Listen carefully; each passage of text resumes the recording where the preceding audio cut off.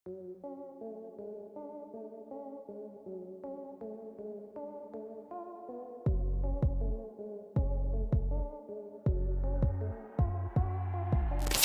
के एक बहुत बड़े वैश्यालय से एक लड़की भाग जाती है, सीधा एनजीओ पहुंचती है। एनजीओ के लोग उसकी सारी आपबीती सुनते हैं, फिर उसे वापस उसके देश नेपाल भेज दिया जाता है। नेपाल पहुंचने के बाद जब यह लड़की अपने शरीर को देखती है तो वो हैरान रह जाती है, क्योंकि उसके शरीर के एक भाग की चमड़ी पूरी तरह से गायब थी। ऐसा लग रहा था कि किसी ने जानबूझकर उसकी चमड़ी उधेड़ दी है, निकाल दी है। लेकिन क्यों? उसने इस बात पर ध्यान नहीं दिया, क्योंकि उसे इस बात की खुशी थी कि वो अब आजाद थी। ये उस नर्क से भाग कर आ चुकी थी जहां पर हर रोज उसे तिल तिल करके मारा जाता था। लेकिन इसके ठीक कुछ दिनों बाद उसे एक और लड़की मिली, जिसकी बदन से भी चमड़ी गायब थी। अपने शरीर की गायब चमड़ी को देखकर हर रोज वो यही सोचती थी कि शायद उसके किसी क्लाइंट ने अपनी फैंटेसी पूरा करने के लिए उसकी शरीर की चमड़ी निकाल ली है, क्योंकि हवस की आग में जल रहे मर्दों के कारनामे वो कई बार देख चुकी थी। लेकिन कुछ समय बाद जब उसे अपनी ही जैसी एक लड़की मिली, जिसे मुंबई के एक वैश्यालय से छुड़ाया गया था, लेकिन इस लड़की से मिलने के बाद वो हैरान रह गई, क्योंकि उसके शरीर में भी बिल्कुल ऐसे ही जख्म थे। उसकी चमड़ी भी निकाल ली गई थी। उसे समझ में आ गया कि बात कुछ और ही है। उसने इस बात को जानने की कोशिश की, लेकिन जो सच सामने आया वो आज सबके होश उड़ा देने वाला है, आपके भी। तो बने रहिए इस वीडियो के अंत तक। नेपाल, जो कभी मानव तस्करी के लिए तो कभी मानव अंगों की तस्करी के लिए हमेशा सुर्खियों में रहता है, लेकिन इस बार मामला कुछ और है। यहाँ पर वो काम हो रहा है जिसके बारे में ना आपने आज से पहले कभी सुना होगा ना देखा होगा। यहाँ पर नेपाली लड़कियों की चमड़ी को निकाल कर बेचने का काम किया जा रहा है। आप यकीन नहीं करेंगे, लेकिन मुंबई के वैश्यालय से भागी हुई लड़की ने जब अपनी ही जैसी दूसरी लड़कियों को देखा तो उनमें से एक लड़की ने उसे बताया कि उसके शरीर के 20 स्क्वायर इंच की चमड़ी को एक एजेंट ने 10,000 रुपए में बेचा था। बस उसे समझ में आ गया कि उसके शरीर की गायब चमड़ी आखिर गई कहां। लेकिन आखिर क्यों सिर्फ नेपाली लड़कियों की चमड़ी को निकाल कर बेचा जा रहा है? जानना चाहते हैं क्यों? क्योंकि नेपाली लड़कियां बहुत ज्यादा गोरी होती हैं। इनकी चमड़ी का इस्तेमाल आज के समय लिंग के साइज को बढ़ाने के लिए, ब्रेस्ट एनलार्जमेंट के लिए, होठों की सर्जरी के लिए और भी कई तरह की प्लास्टिक सर्जरी के लिए इस्तेमाल किया जा रहा है। ऐसे कई नामी गिरामी लैब्स हैं जहां पर यह काम खुलेआम हो रहा है। सोचिए, किसी कम से जवान लड़की की शरीर से चमड़ी निकालकर लिंग का साइज बढ़ाया जा रहा है, वक्षों का साइज बढ़ाया जा रहा है, होठ बनाए जा रहे हैं। क्या हो रहा है? अब आगे हैरान करने वाली और बात सुनिए। ये सारा का सारा काम भारत में हो रहा है। जी हाँ, भारत में से कई नामी गिरामी लैब्स मौजूद है जहां पर इनकी चमड़ी को खरीदा और बेचा जाता है।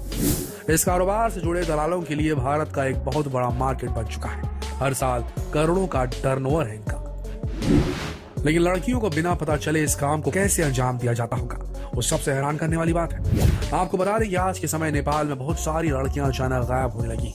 कुछ दलाल नेपाल की सुंदर लड़कियों को बहला फुसला कर काम दिलाने के लिए काठमांडू के थामेल इलाके में लेकर आ जाते हैं। कुछ उन्हें भारत के वैश्यालयों में लाकर बेच देते हैं। थामेल नेपाल का वो इलाका है जहां पर रात 11 बजे के बाद सड़कें सुनसान हो जाती हैं। यहाँ पर मौजूद बार, रेस्टोरेंट और पब्स की चकाचौंध रोशनी दिखाई देने लगती है। यहाँ पर आपको सबसे ज्यादा भीड़ भारतीय मर्दों की दिखेगी, जिनके लिए ये लास वेगास से कम नहीं।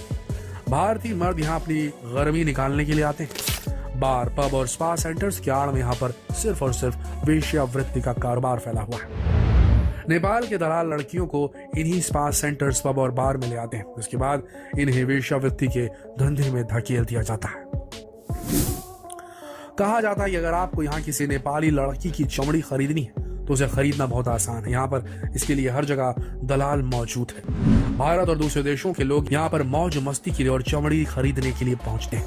जिन लोगों की चमड़ी जल जाती है या उन्हें प्लास्टिक सर्जरी की जरूरत होती है या फिर ब्रेस्ट एनलार्ज करवाना होता है तो ज्यादातर लोग यहीं पर आते हैं। इसके लिए यहाँ के दलाल 100 स्क्वायर इंच गोरी स्किन का टुकड़ा 50,000 से 1 लाख तक में बेचते हैं। लेकिन चमड़ी देने वाले को सिर्फ 5,000 ही दिए जाते हैं।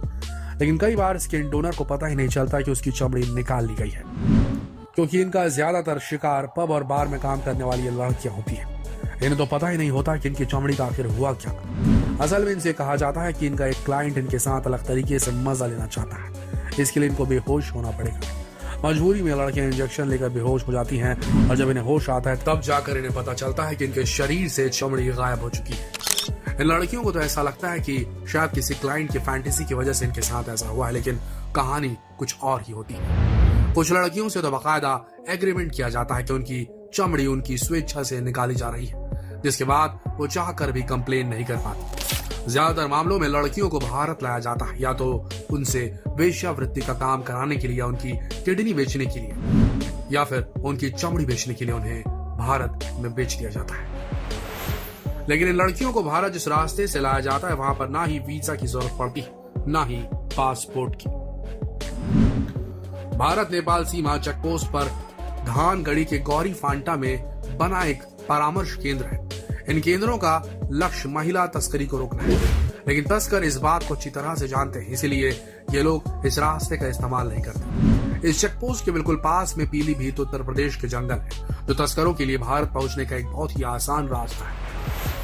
इसी रास्ते से मानव तस्करी की जाती है। चाहे किसी भी तरह की तस्करी करनी हो, जितने भी गैर कानूनी काम होते हैं इसी रास्ते से होते हैं। लड़कियों की चमड़ी निकालने के बाद दलाल इसे दूसरे एजेंट्स को बेच देते हैं। इसके बाद ये एजेंट स्किन के छोटे छोटे टुकड़ों को अलग अलग पैथोलॉजी लैब्स में भेज देते हैं, जहां पर स्किन टिश्यू की प्रोसेसिंग की जाती है। प्रोसेसिंग होने के बाद इसे बड़े लैब में भेज दिया जाता है। स्किन प्रोसेसिंग से निकले उत्पाद को ये बड़े बड़े लैब अमेरिका जैसे बड़े देशों को एक्सपोर्ट कर देते हैं, जिससे इनकी अच्छी खासी कमाई हो जाती है। ऐसी कई लड़कियां होती हैं जिन्हें इस तरह की तस्करी के लिए भारत लाया जाता है। फिर उनकी चमड़ी निकालने के बाद कुछ लड़कियों की किडनी भी निकाल कर बेच दी जाती है।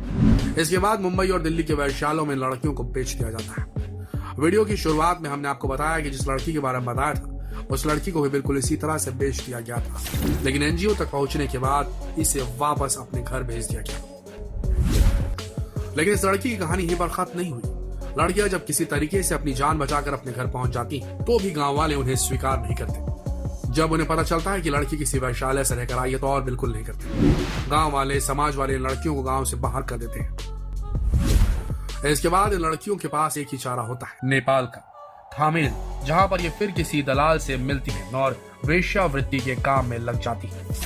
लेकिन कुछ बदनसीब लड़कियां होती हैं जिनको हमेशा के लिए मार दिया जाता है। जो लड़कियां वेश्यावृत्ति के लिए इनकार करती हैं उन्हें मार कर किसी गटर में फेंक दिया जाता है। लेकिन क्या आप जानना नहीं चाहेंगे कि आखिर ये सब क्यों किया जा रहा है? सिर्फ रईसों को खुश करने के लिए। जी हाँ, रईसों को खुश करने के लिए। ऐसे रईस जिनके पास इफरात पैसा है, जो अपना ब्रेस्ट इलाज करवाना चाहते हैं, अपने लिंग का साइज बढ़ाना चाहते हैं, उनके लिए नेपाली लड़कियों के साथ ये सब कुछ किया जा रहा है। आज के समय में एक बहुत बड़ा व्यापार बन चुका है। ताजा आंकड़ों की बात करें तो आज के समय कॉस्मेटिक सर्जरी की इंडस्ट्री पूरे 110 मिलियन डॉलर तक पहुंच चुकी है। किडनी की तस्करी से भी ज्यादा मुनाफा मानव त्वचा की तस्करी है। यही वजह है कि बहुत सारे लोग आज इस तस्करी के धंधे से जुड़ चुके हैं, लेकिन शिकार सिर्फ नेपाल और इनके जैसे गरीब देशों की लड़कियां होती हैं। कुल मिलाकर देखा जाए तो मामला बहुत गंभीर है। आज इन दलालों का नेटवर्क इतना ज्यादा फैल चुका है कि इसे एफडीए भी ट्रैक नहीं कर पा रहा। लेकिन दोस्तों, आप इस तरह के मामलों को बड़ी आसानी से ट्रैक कर सकते हैं। अपने घर के आसपास ऐसे संदिग्ध लोगों की पहचान जरूर करिए जो दलाल होते हैं, जो अक्सर घूम घूम कर भोली भाली मासूम लड़कियों को पैसे का लालच देकर काम दिलाने का वादा करते हैं और इन्हें दूसरे देशों में ले जाकर बेच देते हैं। अगर कोई भी ऐसा व्यक्ति आपको दिखे तो तुरंत इसकी शिकायत कीजिए। साथ ही साथ अपने गांव में एक यूनिटी बनाकर रखिए ताकि इस तरह के लोग आपके इलाके में सक्रिय न हो सके। दोस्तों, हमेशा सतर्क रहें क्योंकि आज इस दुनिया से इंसानियत पूरी तरीके से खत्म हो चुकी सी लगती है। जितना हो सके इस संदेश को देश भर में पहुंचाइए कि किस तरीके से यह सब कुछ हो रहा है और इस पर अंकुश लगना ही चाहिए। आप भी किसी कॉस्मेटिक प्रोसीजर के लिए आगे बढ़ने वाले हैं तो जरा इस बारे में भी जरूर सोचिए। किसी लीगल डोनर से ही चीजें लें, इलीगल डोनर से तो बिल्कुल नहीं, नेपाल से तो बिल्कुल नहीं। शेयर कीजिए इस वीडियो को फेसबुक पर, व्हाट्सएप पर, यूट्यूब पर। मिलते हैं कल एक और दिलचस्प खबर के साथ। तब तक के लिए आप सबका इस वीडियो के अंत तक बने रहने के लिए दिल से धन्यवाद।